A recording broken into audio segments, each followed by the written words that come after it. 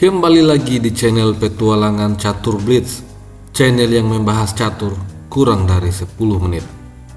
Jika ini adalah pengalaman pertama Anda di channel ini, segera tekan tombol subscribe agar Anda tidak ketinggalan video terbaru selanjutnya. Hari ini kita akan mengulas sebuah game yang sangat menarik dari Daniel Dubov ketika berhadapan dengan pecatur kuat senegaranya, Ian Nepomniachtchi. Game ini terjadi di Levitov Chess Week 2023. Dubov memulai permainan dengan D4. Kuda F6, kuda F3, lalu D5.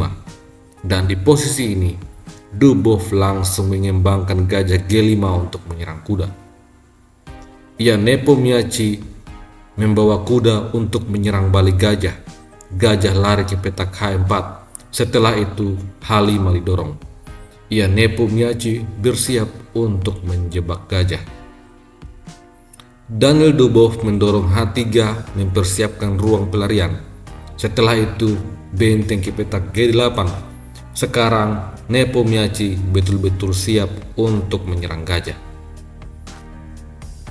Daniel Dubov merespon hal ini dengan menempatkan kuda B ke petak D2 menantang pertukaran kuda.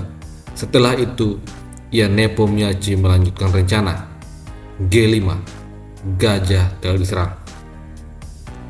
Daniel Dubov di posisi ini memilih untuk kuda makan kuda. Apabila Ian Nepomniachtchi memilih untuk pion makan kuda, maka kuda makan pion dan menyerang pion E. Dubov unggul satu pion. Oleh karena itu, di posisi ini Ian Nepomniachtchi memilih untuk pion makan gajah.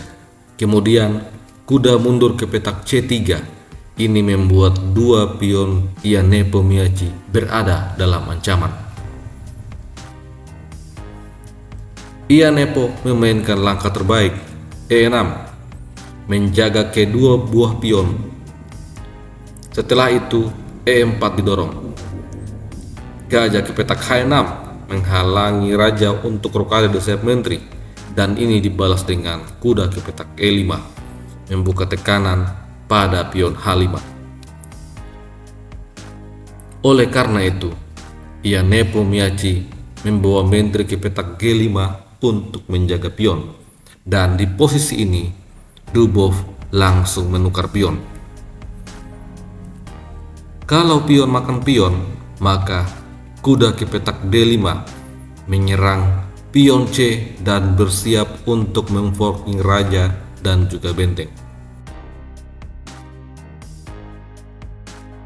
Oleh karena itu, pada game sesungguhnya Ian Nepomniachtchi memilih untuk melarikan raja ke petak F8. Ini dibalas dengan gajah C4, membiarkan Ian Nepo untuk mengambil pion G. Jika menteri makan pion, maka menteri makan pion dan mengancam skakmat. Benteng akan menjaga pion. Ini akan dibalas dengan menteri makan gajah. Menteri makan benteng, kemudian raja lari ke petak E2. Ada dua pilihan bagi hitam di posisi ini. Jika menteri makan benteng A1, maka menteri H8 skak. Benteng menutup skak. Setelah itu menteri F6, ancaman skakmat. Benteng kembali menjaga pion, namun menteri D8 skakmat. Atau di posisi ini, jika menteri mundur ke petak G2 dan tidak mengambil benteng, ini akan dibalas dengan menteri H8 skak. Benteng menutup skak, lalu dibalas dengan menteri F6, ancaman skakmat. Apabila menteri ke petak G7, maka menteri D8 adalah skakmat. Oleh karena itu, di posisi ini Ian Nepomniachtchi tidak mengambil pion G karena pion ini sesungguhnya adalah pion beracun. Ian Nepo di posisi ini mendorong F6 untuk menyerang kuda. Dan Daniel Dubov tidak menyelamatkan kuda. Dia memilih pion makan pion. Kalau sekarang menteri makan pion, maka ini akan dibalas dengan menteri ke petak H5, mengancam skakmat seperti yang telah kita lihat sebelumnya. benteng G7, kemudian menteri makan gajah. Menteri makan benteng dibalas dengan Raja E2. Menteri G2 akan dibalas dengan menteri H8, skak. Raja E7, kemudian kuda D5, kembali skak.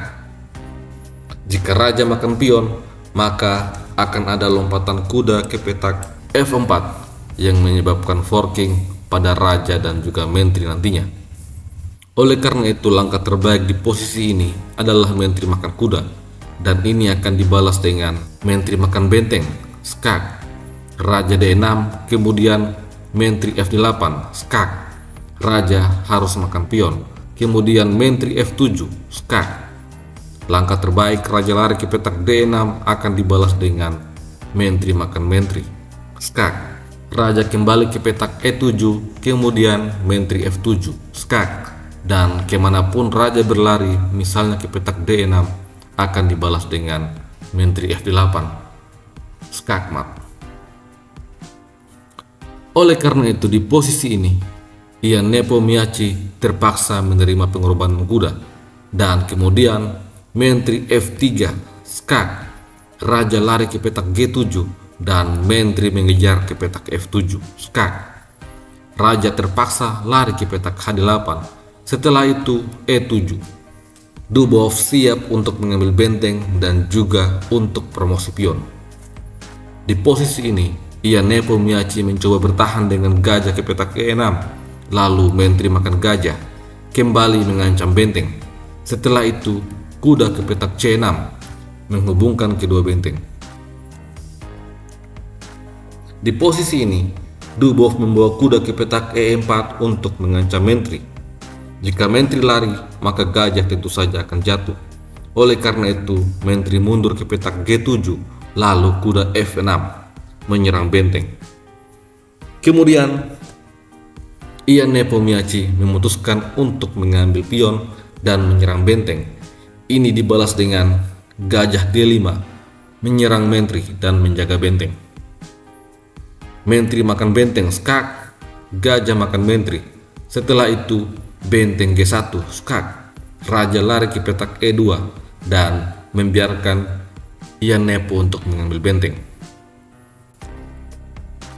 Di posisi ini Nepomniachtchi terlebih dahulu memilih kuda makan pion, skak ster. Raja lari ke petak D3. Di posisi ini, jika benteng makan benteng, maka pion akan promosi menjadi menteri. Benteng makan menteri dibalas dengan menteri makan benteng.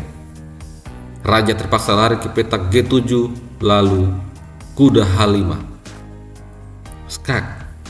Raja terpaksa lari ke petak H7, kemudian gajah E4, skak. Kuda F5 menutup skak, lalu gajah makan kuda, skak mat.